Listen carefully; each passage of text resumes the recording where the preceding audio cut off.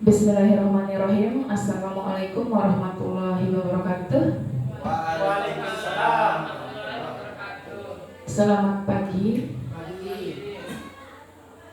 Bapak Ibu Guru yang saya hormati.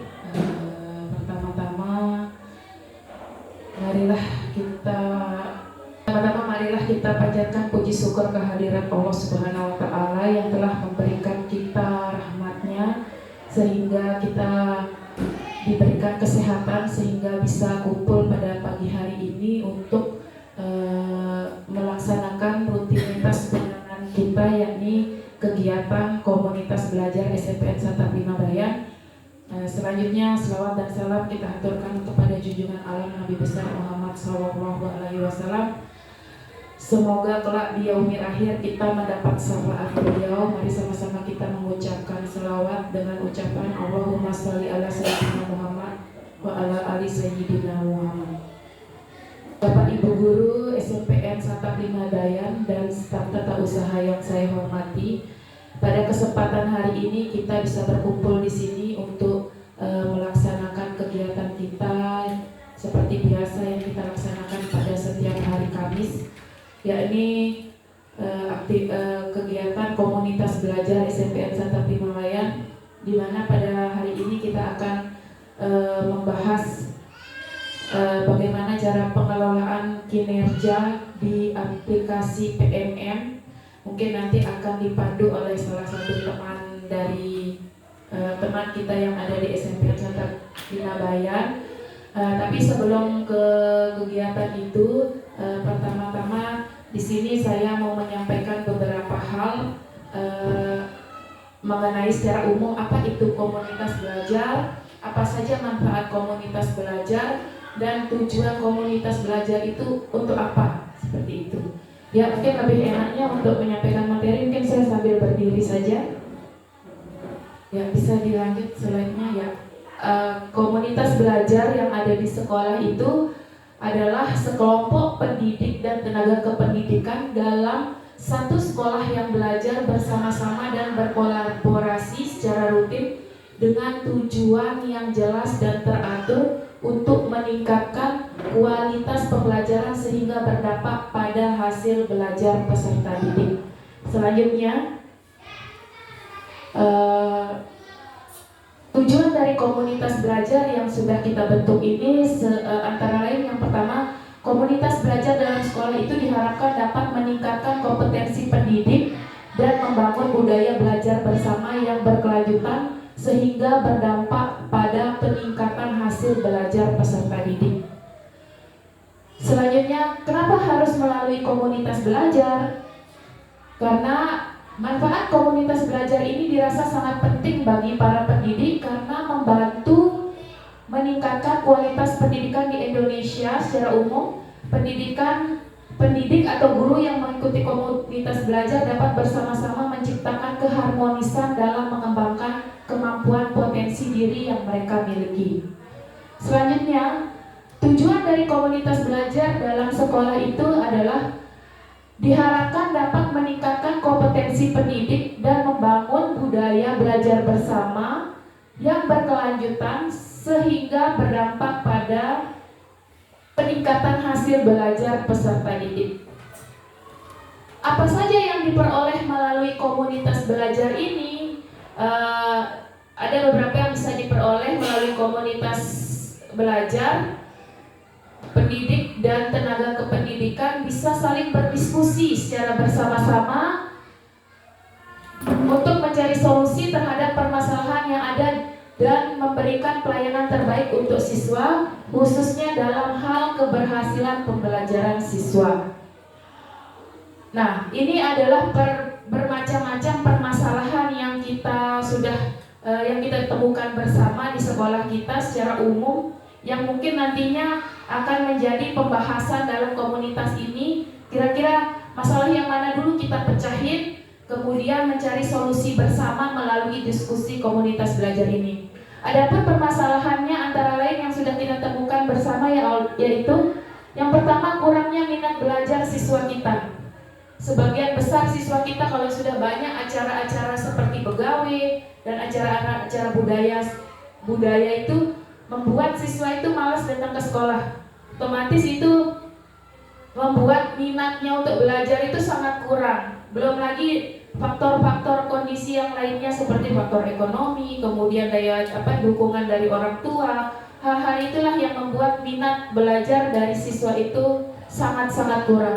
Kemudian yang kedua, ketidakcocokan metode pembelajaran. Di sini maksudnya ketidakcocokan metode pembelajaran itu pada saat belajar di kelas kita menggunakan metode pembelajarannya beda dengan apa yang dibutuhkan oleh siswa. Kenapa perlu kita memecahkan kecocokan metode pembelajaran ini dengan kondisi siswa kita agar pada saat melaksanakan pembelajaran siswa itu terlihat semangat dan fokus untuk mengikuti pembelajaran. Mungkin seperti itu. Nanti kita akan mencoba menyelesaikan satu permasalahan ini tidak sekaligus tapi pelan-pelan satu demi satu akan kita selesaikan. Kemudian yang ketiga adalah gangguan disiplin. Gangguan disiplin ini juga tidak terjadi hanya di siswa saja tetapi juga terjadi di guru. Gangguan disiplin ini contohnya mungkin ada siswa yang datang terlambat, kemudian banyak juga saya teliti siswa yang pada saat sudah masuk kelas keluar masuk kelas karena mengambil bukunya di jok motor, mungkin seperti itu disiplinnya yang kurang. Jadi harapan saya kalau sudah masuk siswa sudah siap belajar di dalam kelas, tidak ada lagi yang keluyuran keluar masuk kelas. Demikian juga dengan Bapak Ibu guru yang ada di sekolah, ini juga menjadi salah satu kendala kita, yaitu mungkin ada Bapak Ibu yang mungkin ada kendala atau apa, itu menyebabkan Bapak Ibu mungkin ada yang terlambat datang ke kelas sehingga pada saat jamnya ada di kelas siswa ini jadi main-main di kelas. Jadi itulah yang menyebabkan permasalahan kita itu, yaitu salah satunya gangguan disiplin baik dari siswa maupun dari pendidik. Selanjutnya yang keempat adalah keterbatasan sumber daya manusia kita. Di sini maksudnya keterbatasan sumber daya manusia mungkin bisa dari kemampuan kita sebagai pendidik, bisa juga dari kesiapan siswa untuk menerima pembelajaran. Kemudian permasalahan yang selanjutnya kita hadapi adalah tingkat kesulitan yang dihadapi. Tingkat kesulitan siswa dalam memahami materi itu menjadi kendala kita. Nah, bagaimana nanti dalam komunitas belajar ini kita bisa menentukan cara-cara untuk membantu peserta didik kita ini memecahkan permasalahan kesulitan-kesulitan yang dihadapi dalam pembelajaran. Selanjutnya yang keenam atau yang terakhir, ketidakmampuan memotivasi siswa. Ini permasalahan ini mungkin berasal dari kita pendidik. Bagaimana cara kita bisa memotivasi siswa, karena selama ini siswa itu mungkin belum kita mulai menyentuh atau memotivasi secara pribadi, secara dari hati ke hati, sehingga banyak dari siswa-siswa kita yang belum termotivasi, belum menyadari pentingnya hadir di sekolah atau pentingnya mengikuti pembelajaran di sekolah. Nah, mungkin ini solusi kita nanti seperti apa untuk menghadapi masalah-masalah seperti ini. Selanjutnya, apa fokus komunitas belajar? Komunitas belajar ini menempatkan fokusnya pada pembelajaran murid, membudayakan kolaborasi dan tanggung jawab kolektif, serta berorientasi pada data hasil belajar murid. Ketiga, fokus ini merupakan 3 ide besar dalam menjalankan komunitas belajar. Selanjutnya, manfaat dan hasil kegiatan komunitas belajar diharapkan adanya kesadaran pentingnya teman dalam pengalaman suka dan duka dalam menjalankan tugas sebagai agen pembelajaran. Selanjutnya, cara pandang positif terhadap permasalahan bukan dikeluhkan tetapi berupaya mensolusikan sesuai akar permasalahannya. Yang ketiga, kesadaran pentingnya perencanaan berbasis data dalam menyusun program kerja sehingga tujuan akan tepat sasaran, tepat waktu, dan tepat guna secara efektif dan efisien. Kemudian yang keempat, pembiasaan merefleksikan diri terhadap tugas dan kewajiban dalam rangka perbaikan pelayanan pembelajaran. Yang kelima, meningkatkan kompetensi dan aktualisasi diri diri guru sebagai agen pembelajar sepanjang hayat. Yang terakhir, terbuka dan adaptif terhadap perubahan dan perkembangan. Ya, itu adalah manfaat dari komunitas belajar. Selanjutnya di sini ada langkah-langkah efektif dalam menjalankan komunitas belajar di sekolah.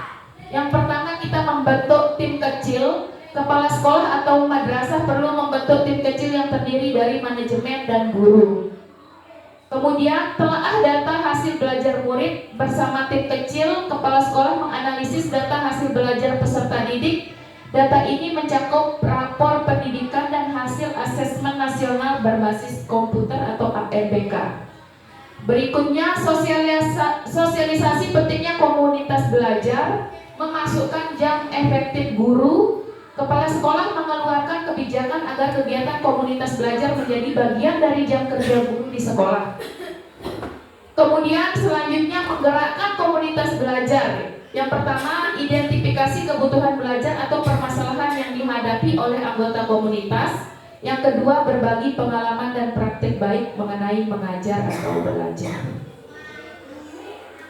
Ya, demikian tadi paparan singkat mengenai secara umum apa itu komunitas belajar, bagaimana tujuannya dari komunitas belajar, apa saja manfaat dari komunitas belajar, dan terakhir itu efektivitas komunitas belajar itu seperti apa. Mungkin dari paparan tadi ada yang ingin memberikan masukan, pertanyaan beserta solusinya, saya persilahkan.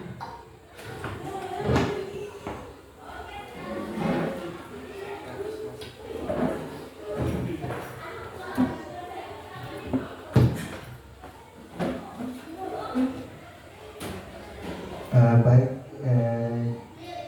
ini dari saya, dari permasalahan yang sering muncul di satuan pendidikan ini ya.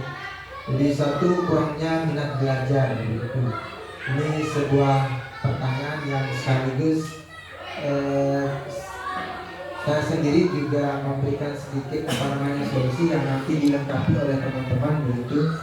Di kurangnya minat belajar ini kan bukan hanya dari siswa saja begitu, melainkan dari orang tuanya yang yang memiliki keterbatasan atau kemampuan. Jadi kalaupun tidak belajar, orang tua juga tidak memberikan contoh kepada atau tidak menyuruh anaknya untuk sekolah lah begitu.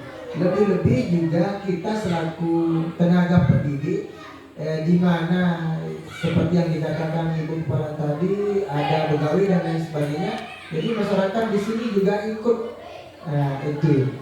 Jadi untuk menghilangkan karakter atau sistem yang demikian itu, mungkin perlu ada sebuah tahapan-tahapan kegiatan di mana waktu-waktu tersebut tidak boleh dijalankan ketika waktu sekolah begitu. Kemudian ketidakcocokan metode pembelajaran itu memang ini juga termasuk keterbatasan kita mungkin yang kurang kapasitas pembelajaran. Jadi yang namanya metode itu aja memang perlu kita adakan peningkatan kapasitas yang melalui program inilah begitu. Jadi di sana juga akan menjadi tingkat kemampuan kita untuk memakai metode cocok pada pembelajaran dan tema yang kita ajarkan. Kemudian di gangguan disiplin gitu, kalau itu memang terjadi di dalam diri kita, saya rasa seperti itu. Kenapa? Selain dari siswa, kita akan cross check diri kita masing-masing. Setiap manusia ini pada umumnya pasti akan mempunyai kegiatan dan aktivitas selain daripada menjadi pendidik di sekolah.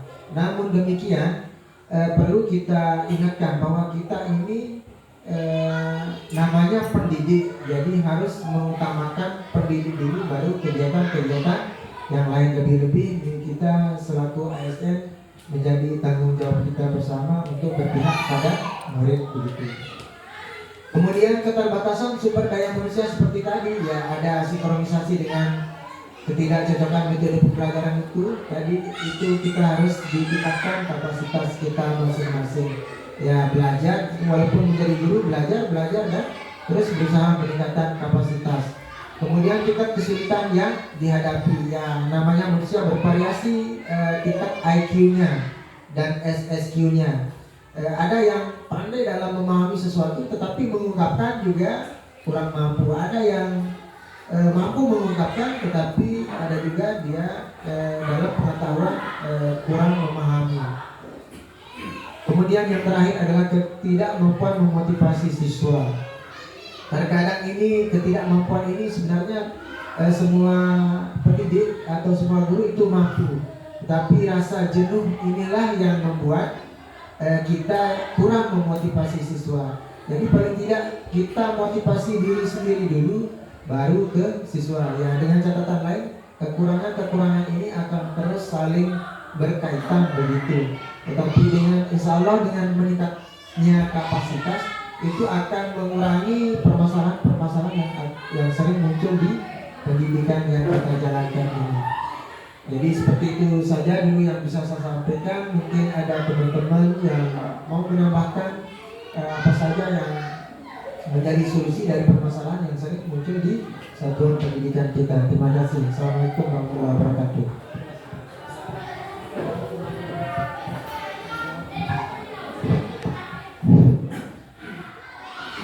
Ya, itulah fungsinya dari kita membentuk komunitas belajar ini, di mana tujuannya adalah kita bisa berbagi, saling memberi masukan, saling berbagi. Misalnya ada yang sudah bisa, yang tidak bisa bertanya kepada yang sudah bisa. Itulah manfaat dari komunitas belajar ini, di mana kita membentuk sebuah ikatan antara guru dengan guru, guru dengan kepala sekolah, kemudian kepala sekolah dan guru juga dengan tenaga kependidikan, sehingga bagaimana caranya kita sebagai keluarga besar sebuah satuan pendidikan itu bisa bekerja sama bersama untuk menyelesaikan suatu permasalahan.